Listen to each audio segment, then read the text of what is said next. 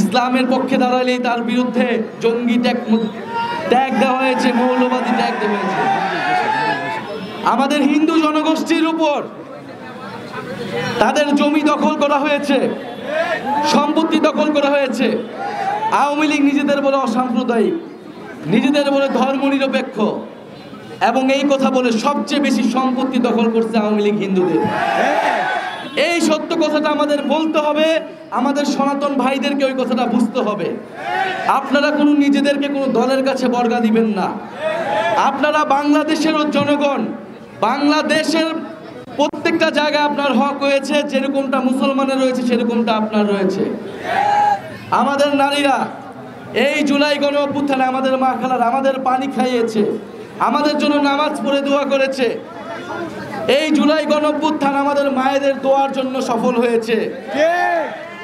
সেই মায়েরা আমরা জানি আমাদের সাথে আছে, জাতীয় নাগরিক পার্টির সাথে আছে। সেই সকল বোনেরা, আমাদের সেই বোনেরা, আমাদের সেই নারীরা বাংলাদেশকে পথ দেখাবে আমরা বিশ্বাস করি।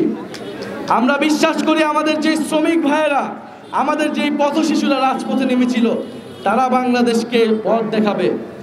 প্রিয় সংগ্রামী বন্ধুগণ, আমরা বলে দিতে চাই, যারা 16 বছর নির্যাতিত হয়েছেন, গুম হয়েছেন, বিএনপি জামাতের হাজারো তরুণ নেতা কর্মীরা, তৃণমূলের কর্মীরা নির্যাতিত হয়েছেন, বাসায় থাকতে পারেন নাই, গ্রেফতার হওয়ার ভয়ে পালিয়ে পালিয়ে বেড়াতে হয়েছেন, সেই সকল কর্মীরা আমাদের ভাই।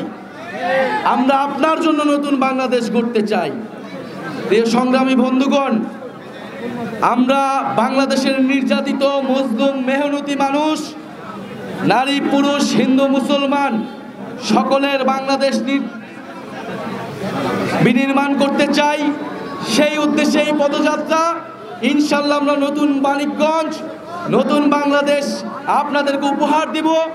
আপনারা আমাদের সাথে থাকুন, আপনারা ইনসাফের সাথে থাকুন, বৈষম্যহীন, দুর্নীতিহীন বাংলাদেশের পক্ষে থাকুন। ইনকিলাব ইনকিলাব, এনসিপি এনসিপি, মুজিববাদ মুজিববাদ, ইনকিলাব ইনকিলাব।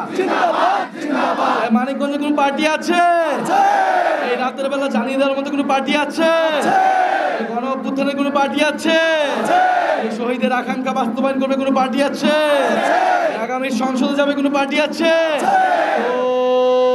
সেই পার্টি সবাই বলো, হাতের তালি, মুখে বলি।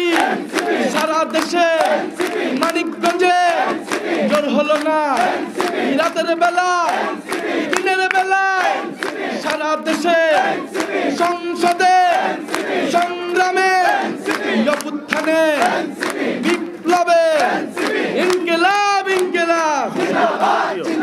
সবাইকে ধন্যবাদ জানাচ্ছি।